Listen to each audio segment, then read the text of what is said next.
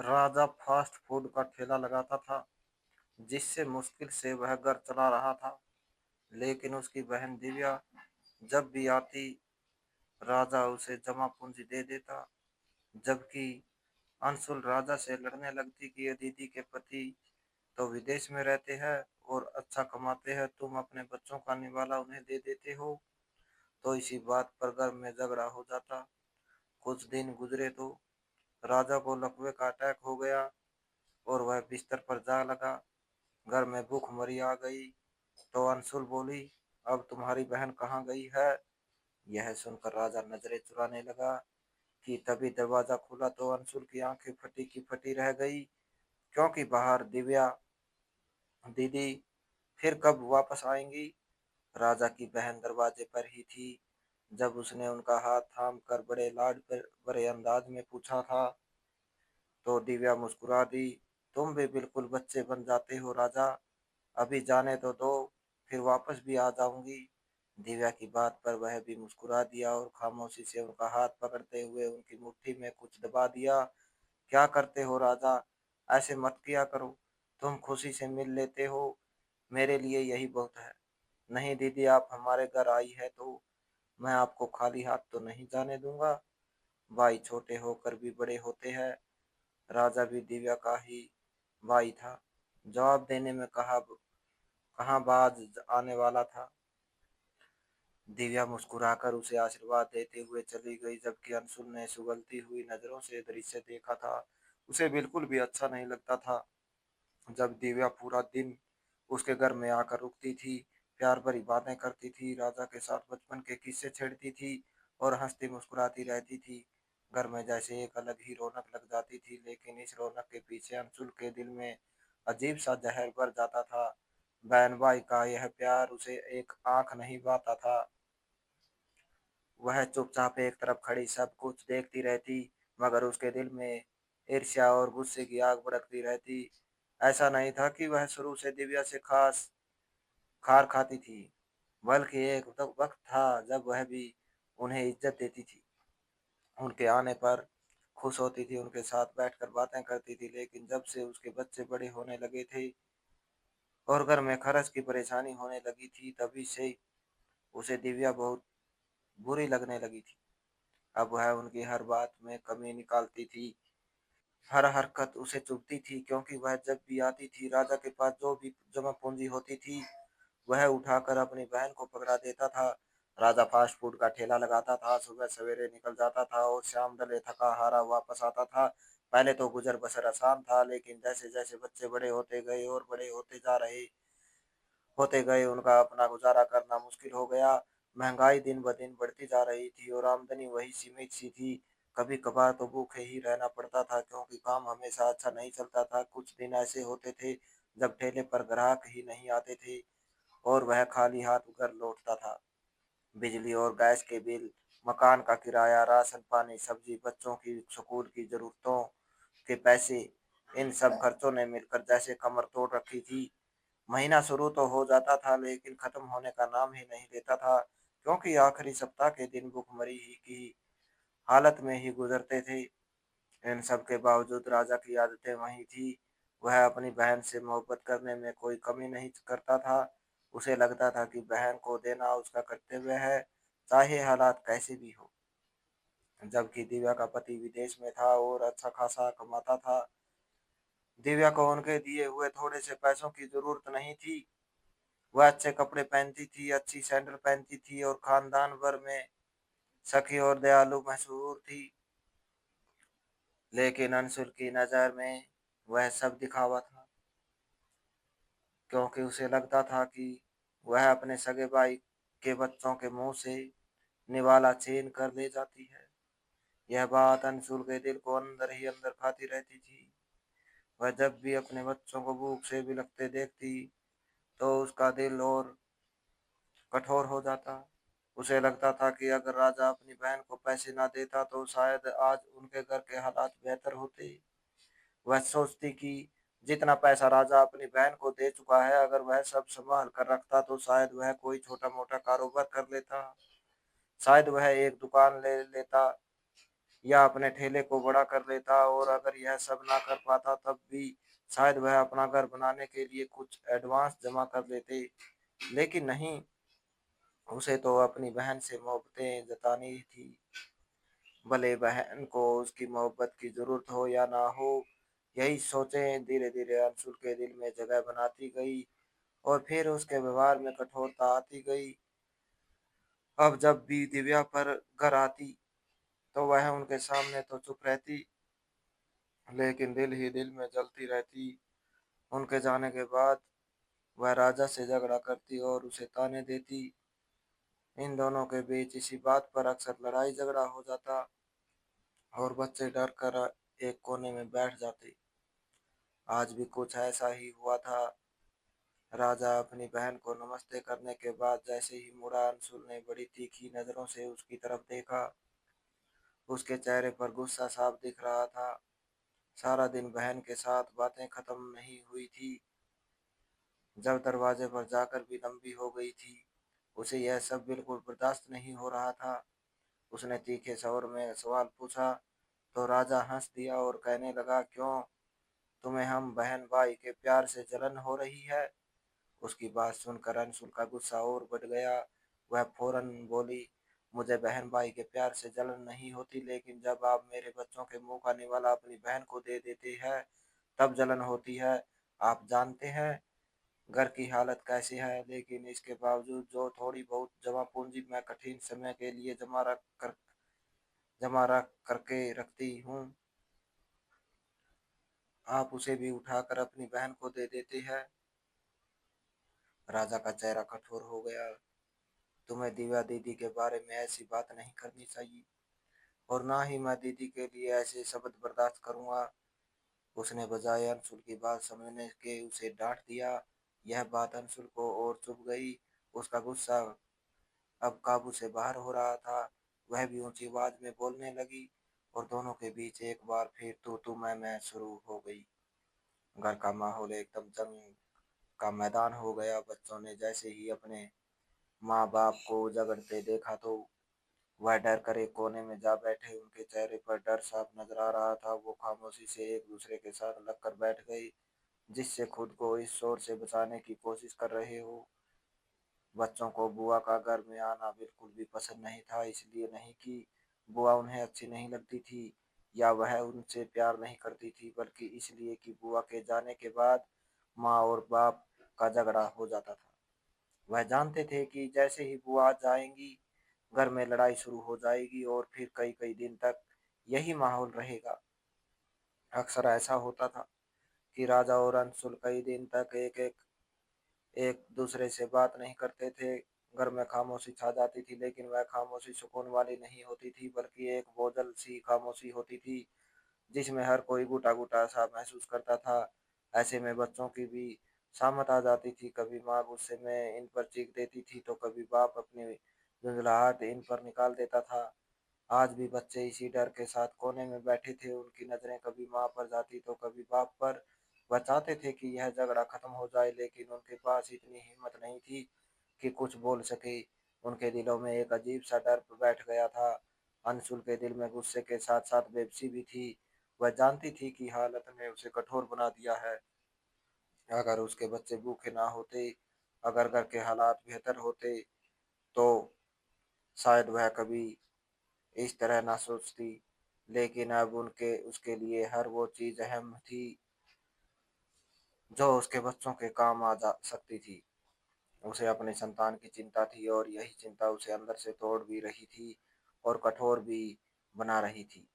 दूसरी तरफ राजा था जो अपनी बहन के प्यार में सब कुछ अनदेखा कर देता था। उसे लगता था कि वह जो कर रहा है वह ठीक है।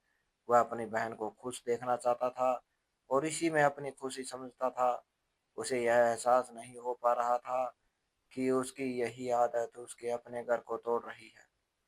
घर के इस छोटे से कमरे में आज फिर वही पुराना दृश्य दोहराया जा रहा था। ऊंची आवाजें, कड़वे शब्द और डरे सहमे बच्चे, जैसे यह सब इस घर की किस्मत बन चुका हो। कोई भी इस दायरे से निकल नहीं पा रहा था।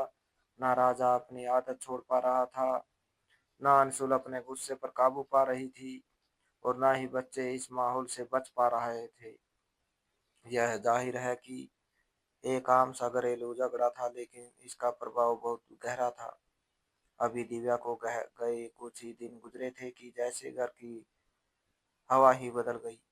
पहले जो हंसी मजाक और बातों की आवाजें थी, वह अब पूरी तरह खामोशी में बदल चुकी थी।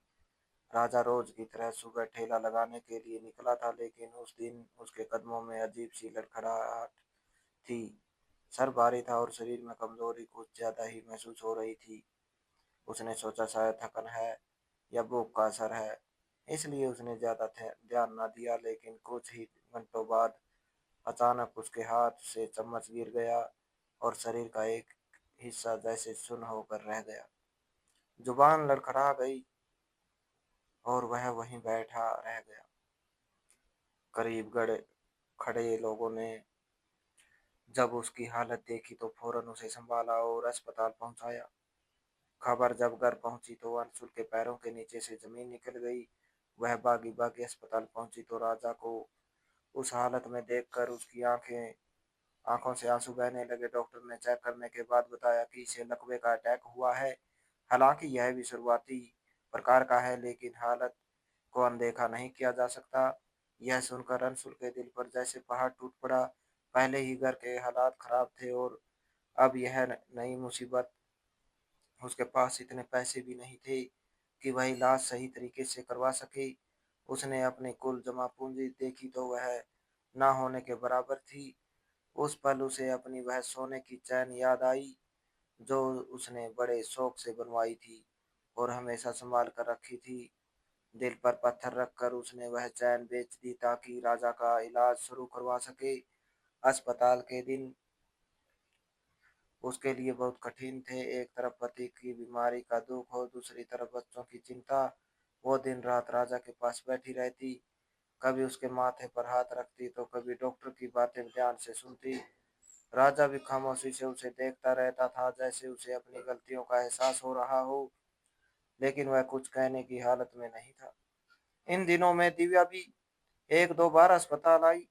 वह आई तो उनके चेहरे पर परेशानी साफ नजर आ रही थी।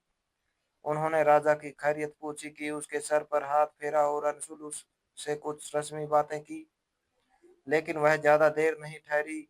जल्दी जल्दी मिलकर वापस चली गई, जैसे उन्हें कहीं पहुंचने से की जल्दी हो।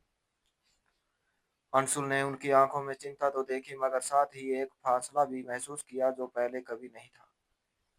कुछ दिनों के इलाज के बाद राजा को अस्पताल से डिस्चार्ज कर दिया गया।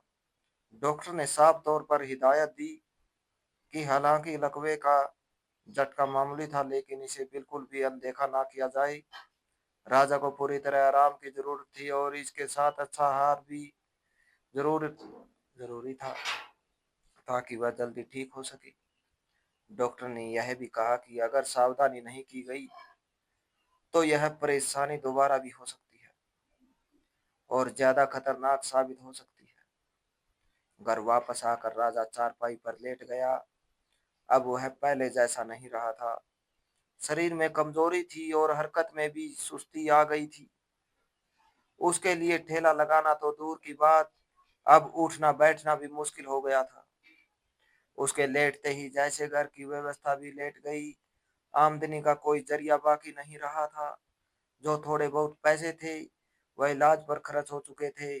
बिजली और गैस के बिल जमा होते जा रहे थे। मकान का किराया भी अदा नहीं हो सका था। मकान मालिक बार बार दरवाजे पर आकर किराया मांगता और कठोर स्वर में बातें करके चला जाता। अंशुल हर बार शर्मिंदगी से नजरें झुका लेती। रिश्तेदारों ने भी जैसे आंखें फेर ली थी। कोई हाल पूछने नहीं आया। जो आते भी थे वो सिर्फ अफसोस करके चले जाते, लेकिन किसी ने मदद नहीं की। ऐसे में अंशुल खुद को बिल्कुल अकेला महसूस करने लगी थी। सबसे ज्यादा कठिन समय वो था जब घर में खाने को कुछ ना होता। एक वक्त की रोटी का इंतजाम करना भी मुश्किल हो गया था। कई कई बार ऐसा हुआ कि बच्चों को सिर्फ पानी पिलाकर सुलाना पड़ा। एक दिन तो हद ही हो गई जब राजा की दवाई पूरी करने के चक्कर में 2 दिन तक घर में चूल्हा ही नहीं जला। बच्चे भूख से निढाल हो गए थे, उनके चेहरे मुरझा गए थे और आंखों में खामोश सवाल था जिसका जवाब अंशुल के पास नहीं था। यह सब देखकर अंशुल का दिल टूट गया। उसके अंदर का गुस्सा और दर्द अब बाहर आने लगा था। वो बर्दाश्त की आखिरी हद पर पहुंच चुकी थी। वह तेज कदमों से चलती हुई राजा के पास आई जो चारपाई पर बेबसी से लेटा हुआ था। उसकी आंखों में आंसू थे लेकिन सवर गुस्से से भरा हुआ था। उसने गुस्से से भरी आवाज में कहा, आप कहाँ है आपकी वह बहन जिस पर आप अपनी सारी जिंदगी की जमा पूंजी लुटाते रहे हैं? आज देख लो हमारे बच्चे 2 दिन से भूखे हैं और घर में एक दाना तक नहीं है। कहाँ गई वह मोहब्बतें और कहाँ गए वह पैसे जो आपने उस पर न्यौछावर किए थे? राजा ने यह सुनकर नजरें झुका ली। उसके पास कोई जवाब नहीं था। उसके चेहरे पर शर्मिंदगी साफ नजर आ रही थी। वह चाहकर भी कुछ कह नहीं पा रही थी। कुछ कह नहीं पा रहा था। उसकी खामोशी ही उसकी सबसे बड़ी सजा थी। अनसुल बोलती जा रही थी और उसके आंसू बहते जा रहे थे। वह अपने दिल का सारा बोझ निकाल देना चाहती थी। उसकी आवाज में दर्द भी था और शिकायत भी। वह सिर्फ एक पत्नी नहीं थी बल्कि एक माँ थी जो अपने बच्चों की भूख बर्दाश्त नहीं कर पा रही थी। उसी पल अचानक दरवाजे पर दस्तक हुई। दोनों एक पल के लिए खामोश हो गए। अंशुल ने आंसू पोंछे और दरवाजे की तरफ बढ़ी। जैसे ही उसने दरवाजा खोला तो उसकी आंखें हैरत से फैल गई। सामने दिव्या खड़ी थी और उनके साथ ढेरों थैले थे। एक हाथ में फैले एक हाथ में फलों से भरा बैग था और दूसरे में राशन का सामान। साथ ही एक बड़ा सा डिब्बा भी था जिससे खाने की खुशबू आ रही थी। और वो बगैर कुछ कहे अंदर आई और धीरे से सारा सामान एक तरफ रख दिया। घर में जैसे अचानक जिंदगी लौट आई हो। बच्चे जो कोने में बैठे खामोश हुए थे, खुशबू महसूस करते ही एकदम ही उठकर पास आ गए। उनकी आंखों में एक चमक सी आ गई थी। अंशुल कुछ पल खामोश खड़ी रही, फिर बगैर कुछ कहे आगे बढ़ी। उसने खाने का डिब्बा लिया और चुपचाप प्लेटों में निकाल कर बच्चों के सामने रख दिया। बच्चे जैसे टूट पड़े, वह जल्दी जल्दी खाने लगे जैसे कई दिन की भूख एक साथ मिटा रहे हो। अंशुल ने फिर फलों का थैला उठाया और एक सेब काट कर राजा के पास ले गई। वह धीरे से चारपाई के पास बैठी और खामोशी से उसे खिलाने लगी। उसके व्यवहार में अब वह कठोरता नहीं थी बल्कि एक अजीब सी नरमी और थकान शामिल थी। फिर वह उठकर दिव्या के लिए भी पानी ले आई और उनके सामने रख दिया। घर का माहौल जो कुछ देर पहले तक बोझल और उदास था बदलने लगा था। राजा ने कमजोर नजरों से अपनी बहन की तरफ देखा। उसकी आंखों में सवाल भी था और हैरत भी। उसने धीरे से कहा, दिव्या दीदी, आप यह सब कहाँ से लेकर आई है? दिव्या मुस्कुरा दी। उनकी आंखों में नमी थी लेकिन चेहरे पर सुकून था। उन्होंने धीरे से कहा, परेशानी हल हो गई। तुम्हारे जैसा भाई ईश्वर हर बहन को दे जो कठिन समय में उसके साथ खड़ा रहता है। मैं तुम्हारी बहुत आभारी हूँ। तुमने मेरा भरम भी सबके सामने रखा और मेरी मदद भी करते रहे। राजा मुश्किल से इतना ही कह सका, दिव्या दीदी, यह आप कैसी बातें कर रही है? दिव्या ने गहरी सांस ली और अंशुल की तरफ देखते हुए बोली, तुम्हें सच जानने का हक है। दरअसल मेरे पति के साथ विदेश में बहुत बड़ा मसला हो गया था। उन पर एक झूठा केस बना दिया गया था। वह ना सिर्फ पैसे भेजने से असमर्थ हो गए थे बल्कि हमें यहाँ से भी पैसे भेजने पड़ते थे। मेरे पास जो भी जमा पूंजी थी वह सब खत्म हो गई थी। ऐसे वक्त में राजा ही था जो मेरी मदद करता रहा। वह जो भी दे सकता था दे रहा था, देता रहा। मैं चाहती थी कि तुम्हें सब बता दूं लेकिन इसने मना कर दिया। कहता था बहन का मान नहीं टूटना चाहिए। अंशुल की आंखों से आंसू बहने लगे। वह खामोशी से सब सुनती रही। दिव्या ने बात जारी रखी, अब ईश्वर की कृपा से सब ठीक हो गया है। केस खत्म हो गया है और हमें हमारा अधिकार भी मिल गया है। कंपनी ने भी हमें मुआवजा दिया है। मुझे एक दो बार बाहर जाना पड़ा इसीलिए मैं यहाँ ज्यादा देर ना रुक सकी। और इन्हीं दिनों में मेरे भाई का यह हादसा हो गया। लेकिन मैं जानती थी कि बस कुछ दिन की बात है। मैं वापस आकर अपने भाई के सारे एहसानों का बदला चुका दूंगी। यह कहकर उन्होंने अपने परस से कुछ पेपर्स निकाले और राजा के हाथ में दे दिए। यह मेरी तरफ से मेरे छोटे भाई के लिए उपहार है। इसे कोई एहसान ना समझना और ना ही इनकार करना। राजा ने कांपते हाथों से पेपर्स देखे, उसकी आंखों में आंसू आ गए। वह कुछ बोल ना सका, बस खामोशी से अपनी बहन को देखता रहा। वह इस घर के पेपर्स थे और साथ में पैसों का चेक भी था। अंशुल यह सब देखकर खुद को रोक ना सकी। वह एकदम उठकर दिव्या के गले लग गई। उसके आंसू रुकने का नाम नहीं ले रहे थे। मुझे माफ कर दीजिए दीदी, मैं आपको गलत समझती रही। वह बार बार यही दोहराती रही। दिव्या ने प्यार से उसके आंसू पोंछे और उसे अपने साथ लगाए रखा। अंशुल, तुमने भी बहुत बलिदान दिए हैं। हालात ने तुम्हें मजबूर कर दिया था। मैं तुम्हारी जगह होती तो शायद मैं भी यही सोचती। मैंने तो पहले ही कहा था कि सच बता दे, लेकिन इसने नहीं बताया। घर में एक अजीब सी नरमी फैल गई थी, जैसे दिलों का बोझ उतर गया हो। फिर दिव्या ने मुस्कुराकर बच्चों को आवाज दी, आओ बच्चों, आज बुआ के आने के बाद घर में कोई झगड़ा नहीं होगा। तुम्हारी बुआ बुरी नहीं है, बस हालात खराब हो गए थे। बच्चे एक दूसरे को देखते हुए धीरे धीरे करीब आए, फिर अचानक दौड़कर बुआ से लिपट गए। दिव्या ने उन्हें अपनी बाहों में भर लिया और एकदम प्यार से उनके सर सहलाने लगी। उस पल घर का दृश्य बिल्कुल बदल चुका था। जहां कुछ देर पहले भूख, गुस्सा और मायूसी थी, वहां अब सुकून, मोहब्बत और अपनापन था। अंशुल खामोशी से यह सब देख रही थी। उसके दिल से बड़ा बोझ उतर चुका था। राजा ने अपनी बहन और बच्चों को एक साथ देखा तो उसकी आंखों में खुशी के आंसू आ गए। उसे महसूस हुआ कि शायद अब सब कुछ ठीक हो जाएगा। इस छोटे से घर में आज कितने समय बाद बुआ के आने से सुकून ने जगह बनाई थी, और ऐसा लग रहा था जैसे यह सुकून अब कहीं जाने वाला नहीं था। तो दोस्तों, इस कहानी को लेकर आपकी क्या राय है? कमेंट बॉक्स में कमेंट करके ज़रूर बताएं। और अगर आपको हमारी आज की कहानी अच्छी लगी हो तो प्लीज़ इसे लाइक ज़रूर करें। अगर आपने अभी तक हमारे एस के की जुबानी 2.0 चैनल को सब्सक्राइब नहीं किया तो ज़रूर कर लीजिए। तो मिलते हैं ऐसी ही एक और मोटिवेशनल कहानी के साथ। Thanks for watching.